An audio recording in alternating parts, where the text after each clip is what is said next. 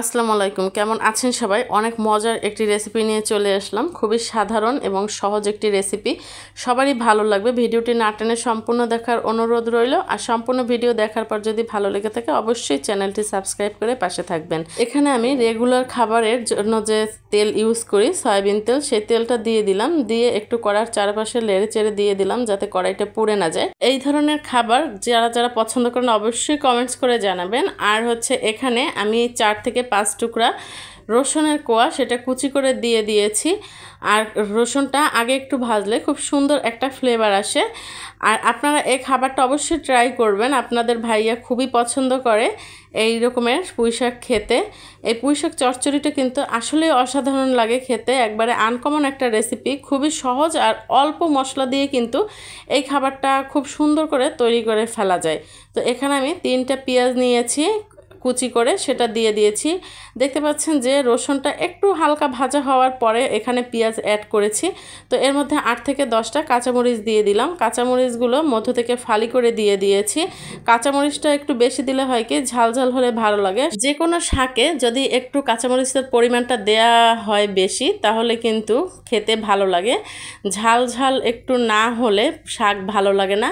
আর আপনারা যারা ঝাল পছন্দ করেন তারা তো অবশ্যই পছন্দ করবেন বেশি মরিচ দিলে, আর যারা ঝাল কম খান তারা একটু কম দিলেই হবে। তো এখানে আমি কিন্তু দিয়ে দিব এখন আলু, মধ্য থেকে 4 ফালি করে কেটে ছোট ছোট করে একবারে পাতলা পাতলা করে কেটে নিয়েছিলাম, সেটা ধুয়ে এর মধ্যে দিয়ে দিলাম। আপনারা এভাবে রান্না করবেন, দেখবেন যাকে খাওয়াবেন সেই কিন্তু খুবই পছন্দ করবে। আর এগুলো পুঁইশাকের ডাঁটা, সেগুলো গোল গোল চাক করে কেটে নিয়েছি। পুঁইশাকের ডাঁটাটা লম্বা কাটলে হয় কি, খুব আঁশযুক্ত যেহেতু পুঁইশাকের ডাঁটাগুলো, তো এরকমের যদি গোল গোল চাক করে কাটা হয় তাহলে কিন্তু মুখে আঁশ মানে একটু কম বাঁধে। তো এর মধ্যে এখন দিয়ে দিলাম পরিমাণ মতো লবণ। আর পরিমাণ মতো লবণটা এই মুহূর্তেই দিতে হবে যাতে ডাঁটার মধ্যে ঢুকে যায় খুব সুন্দর করে। আর খুবই সামান্য পরিমাণে হলুদের গুঁড়ো, হাফ চামচের থেকেও কম দিয়ে ঢাকনা দিয়ে ঢেকে দিতে হবে। আর দেখতে পাচ্ছেন যে হালকা পানি বের হয়েছে আর সুন্দর একটা কালার আসছে হলুদের কারণে। আপনারা কে কিভাবে পুঁইশাক খেতে পছন্দ করেন অবশ্যই কমেন্টস করবেন। আর এভাবে খাবেন, দেখবেন অনেক ভালো লাগে। আর আমার হাজব্যান্ড কিন্তু এই খাবারটা একটা রেস্টুরেন্টে খেয়েছিল, তারপর থেকে পুঁইশাক আনলেই এভাবে করে ভাজি করে বা ভুনা করে বা চচ্চড়ি করে যাই বলে না কেন, সে এভাবে খেতে পছন্দ করে। তো এভাবে কাটলে হয় কি, ডাঁটাগুলো মুখে একটু কম বাঁধে আর খেতে ভালো লাগে। আর এখন দেখতে পাচ্ছেন শাকগুলো দিয়ে দিয়েছি। এই মুহূর্তে কিন্তু আমার আলু আর ডাঁটা প্রায় সেদ্ধ হয়ে গেছে। এই মুহূর্তে শাকটা দিলে হবে কি, শাকটার কালারটা অপরিবর্তিত থাকবে, খুব সুন্দর সবুজ কালারেরই থেকে যাবে। আর পুঁইশাক যেহেতু খুব তাড়াতাড়ি নরম হয়ে যায়, তো প্রাথমিক পর্যায়ে ডাঁটার সাথে দিলে বেশি নরম হয়ে যাবে। তো এরকমের দিয়ে একটু নেড়ে চেড়ে যাতে মশলাটা পুড়ে না যায়, তারপরে ঢাকনা দিয়ে ঢেকে দিতে হবে। ঢাকনা দিয়ে ঢেকে রাখার পরে 5 মিনিটের মধ্যে দেখবেন একবারে সুন্দর পানি ছেড়ে দিয়েছে।